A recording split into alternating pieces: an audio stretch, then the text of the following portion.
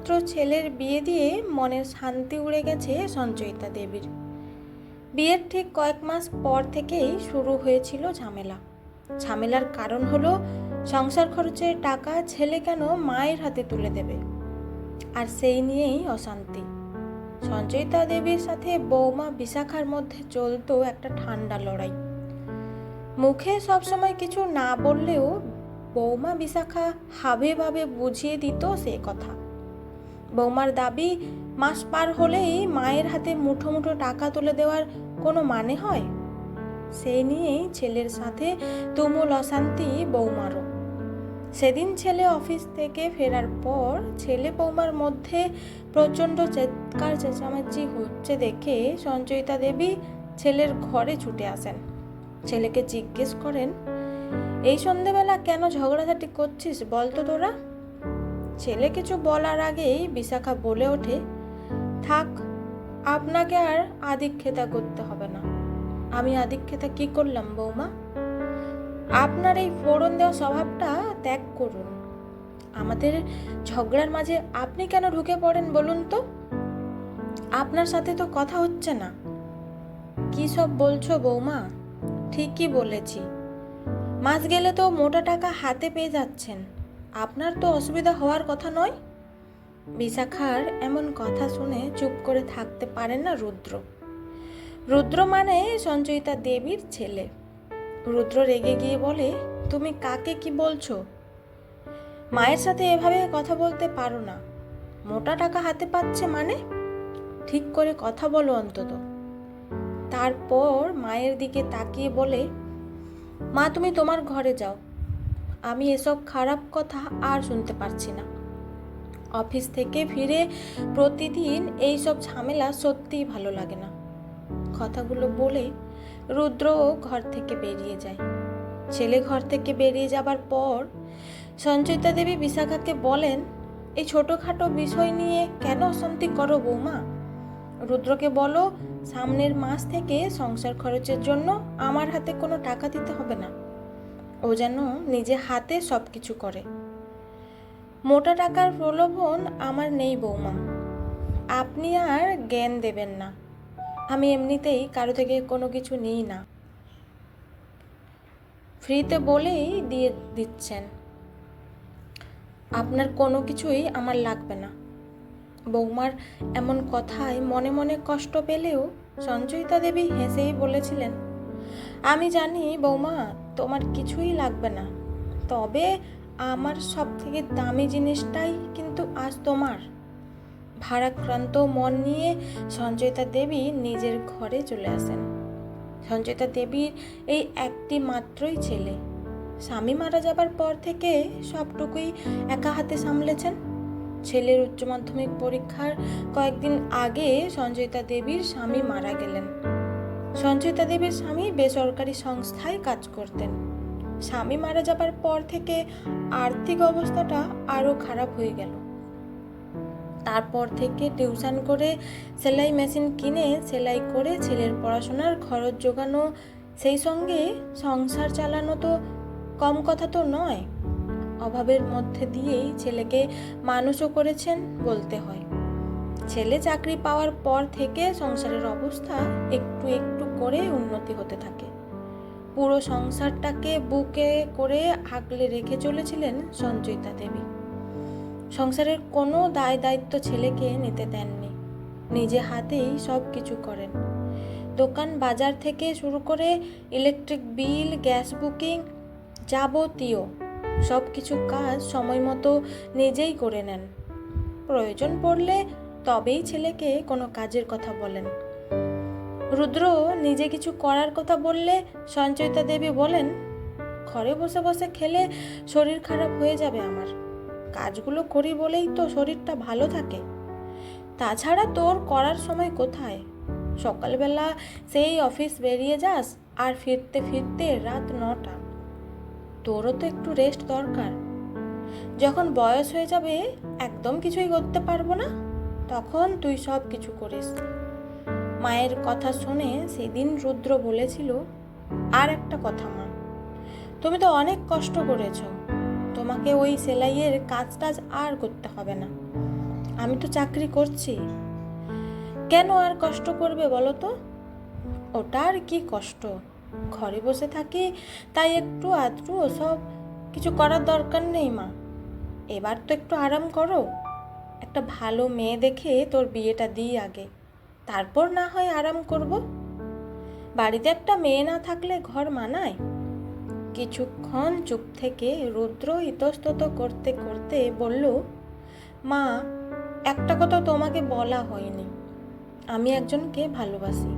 বেশ তো, তোর যখন পছন্দ করা কেউ আছে তো আগে বলিসনি কেন? ঠিক আছে, একদিন বিশাখার সঙ্গে কথা বলিয়ে দেব। ছেলের পছন্দ মানেই সঞ্চয়িতা দেবীরও পছন্দ, তাই ছেলে পছন্দ করা পাত্রী বিশাখাকেই ঘরের বউ করে নিয়ে আসেন। কত আশা ছিল ছেলের বউকে নিয়ে সংসারে আনন্দ করে কাটাবেন, কিন্তু কয়েক মাস যেতে না যেতেই শুরু হয়ে যায় অশান্তি। সংসার খরচের জন্য মায়ের হাতে টাকা তুলে দেওয়াটা মানতে পারছে না বৌমা, আর তাতেই শুরু হয়েছে ঝামেলা। বেশ কদিন হলো সঞ্চয়িতা দেবীর মন মেজাজ ভালো নেই। সংসারে অশান্তি হলে কারই বা ভালো লাগে? বৌমাও ভালো করে কথা বলে না। সংসারে 3টি মাত্র মানুষ, এইভাবে আর কদিন চলে? তাই সঞ্চয়িতা দেবী ছেলেকে ডেকে বললেন, দেখ বাবা, সংসার খরচের জন্য কোনো টাকা পয়সা আমার হাতে দিতে হবে না। তুই এবার থেকে নিজে হাতে সব কিছু কর। আমারও বয়স হচ্ছে, দুবেলা দুমুঠো খেতে পেলেই হলো। এই বয়সে এসে আমার তো চাওয়ার কিছু নেই রে। এসব কথা কেন বলছো মা? সংসারের মধ্যে কোনো অশান্তি হোক আমি চাই না। এই তো 3টি মাত্র মানুষ আমরা, যে কটা দিন আমি বাঁচবো একটু আনন্দ করেই বাঁচবো। অহেতুক ঝামেলা বাড়িয়ে লাভ আছে? আর প্রতিদিন অফিস থেকে ফিরে তুইও অশান্তি ভোগ করিস? আমি মা হয়ে এগুলো দেখতে পারবো না। আমি তো তোমাকে এর জন্য কোনোদিনও কিছু বলিনি মা। আসলে কি বলতো বাবা, বিয়ের পর ছেলেরা এই দোটানায় পড়ে, একদিকে মা আর একদিকে বউ। আমি তো আমার অধিকার নিয়ে তোকে ধরে রাখিনি। আমার কাছে তুইও যতটা আদরের, বৌমাও ততটাই। তাই বৌমা যেটা চাইছে সেটাই কর। আমার এ নিয়ে কোনো অভিযোগ নেই। এই সংসার তোদের, তাই আমি কিছু নিয়ে চলেও যাব না। আমার তো আর অন্য কোনো ছেলে মেয়ে নেই যে তাকে দিয়ে দেব সব কিছু। যা করব সেটা তোদের ভালোর জন্যই করব। তোরা ভালো থাকলে সেটা দেখেই আমি খুশি। তোরা দুজনে আনন্দে থাকবি, আমি শুধু এটাই দেখতে চাই। কথাগুলো শুনে ছেলে রুদ্র আর কিছু বলতে পারে না। মায়ের ঘর থেকে বেরিয়ে নিজের ঘরে চলে যায়। তারপর বিশাখাকে বলে, সেদিন মাকে তুমি অত বড় কথাটা না বললেই পারতে। মা যেটা করে সেটা তো আমাদের ভালোর জন্যই করে। বিশাখা মেজাজ দেখিয়ে বলে ওঠে, মায়ের হয়ে সাফাই গেও না। এই বয়সে ওনার টাকার প্রতি এত লোভ কেন? ছি, তুমি এ কথাটা বলতে পারলে? এত নীচ মানসিকতা তোমার? আমার টাকা তো আমার মা নিতেই পারে। তোমার যেমন অধিকার আছে তেমনি মায়েরও তো আছে। তোমাকেও তো প্রতি মাসে টাকা দিই। তাছাড়া মায়ের জন্য তো আমি আলাদা করে টাকা দিচ্ছি না। সংসারের খরচের জন্য মায়ের হাতে টাকা তুলে দিই, সেই টাকা মা সংসারের জন্যই খরচ করে। কথাগুলো বলে রাগে গজগজ করতে করতে ঘর থেকে বেরিয়ে যায় রুদ্র। বিশাখার সঙ্গে কথা বাড়ায় না। এইভাবে বেশ কয়েকদিন কেটে যায়। এদিকে সঞ্চয়িতা দেবী বৌমার সঙ্গে কথা বলতে চাইলেও বৌমা সেভাবে কথা বলার কোনো আগ্রহ দেখায় না। একই বাড়িতে থেকে বিশাখা শাশুড়িকে নিজের প্রতিদ্বন্দ্বী ভাবে। এদিকে পরের মাসে ঠিক প্রথমেই সংসার খরচের জন্য বরাদ্দ টাকা রুদ্র মায়ের হাতে তুলে দিতে চাইলেও সঞ্চয়িতা দেবী আর কোনোভাবেই নিতে রাজি হয়নি। তাই সঞ্চয়িতা দেবীর কথা মতো ছেলে রুদ্রই এবার থেকে নিজে হাতে সংসারের সব কিছু খরচ করে, আর তাতে কিছুটা হলেও অশান্তিটা কমে। বিশাখা বাবা মায়ের একমাত্র মেয়ে, তাই ওই বাড়িতে ওনাদের সুবিধা অসুবিধা সঞ্চয়িতা দেবীর ছেলেকেই দেখাশোনা করতে হয়।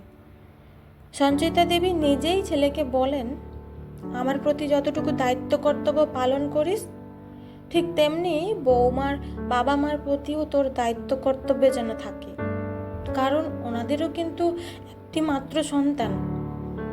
মাস 1.5 কেটে গেছে। হঠাৎ বিশাখার বাবা অসুস্থ হয়ে পড়েন। ওনার হার্ট ব্লক ধরা পড়ে। ইমিডিয়েট অপারেশন করাতে হবে। ঠিক হয় চেন্নাই নিয়ে যাবে। রুদ্রকেই সব কিছু করতে হবে। বেশ অনেকগুলো টাকার দরকার। ওনাদের কাছে যা ছিল মোটামুটি 1 লক্ষ টাকার মতো, আর রুদ্রও কিছু টাকা জোগাড় করেছে, কিন্তু আরও টাকা লাগবে। বিশাখা কান্নায় ভেঙে পড়ে। রুদ্রকে বলে, কিছু একটা ব্যবস্থা করো। সব কিছু শুনে সঞ্চয়িতা দেবী ছেলেকে জিজ্ঞাসা করেন, কত টাকা কম পড়ছে আর? রুদ্র বলে, মা, এখনো 1,00,000 টাকা দরকার। বেশ, চিন্তা করিস না, ও টাকা আমি দেব। মা, তুমি? হ্যাঁ, আমি। সংসারের সব কিছু সামলেও কিছু টাকা ফেলে রাখতাম, কখন কি দরকার পড়বে। তোরা ছেলেরা ওসব বুঝবি না। আর তুই তো জানিস বিপদের দিনে আমি হাত গুটিয়ে বসে থাকতে পারি না। বিপদের দিনে পাশে না থাকতে পারলে তাহলে আর কি হলো? টাকা থেকেও যদি নিজের আপনজনদের বাঁচাতে না পারি, ও টাকা রেখে লাভ কি? বৌমা, তুমি কান্নাকাটি করো না, আমি দেব বাকি টাকাটা। কথাগুলো শোনার পর বৌমা বিশাখা সঞ্চয়িতা দেবীকে জড়িয়ে ধরে বলে, আপনি আমার বাবাকে বাঁচান মা, আমি আপনার কাছে চিরঋণী হয়ে থাকব। না বৌমা, অমন কথা বলো না। আমি জানি তোমার মনের অবস্থাটা কি হচ্ছে আজ, কারণ একসময় আমি এমন দিন আমারও গেছে। শুধুমাত্র টাকার জন্য তোমার শ্বশুরমশাইকে বাঁচাতে পারিনি। সেদিন নিজেকে খুব অসহায় লেগেছিল। মনে হয়েছিল টাকা থাকলে হয়তো মানুষটা বেঁচে যেতে পারত। আর সেদিন যেটা পারিনি, আজ অন্তত এটুকু করি। কথাগুলো বলে বৌমাকে বুকে টেনে নেন সঞ্চয়িতা দেবী। তারপর বলেন, মন খারাপ করো না, ঈশ্বর সহায় আছেন। তোমরা ভালো থাকলেই যে আমার ভালো থাকা বৌমা। তাই যে কটা দিন বাঁচবো এভাবেই আনন্দ করে একে অপরের পাশে থেকেই বাঁচবো।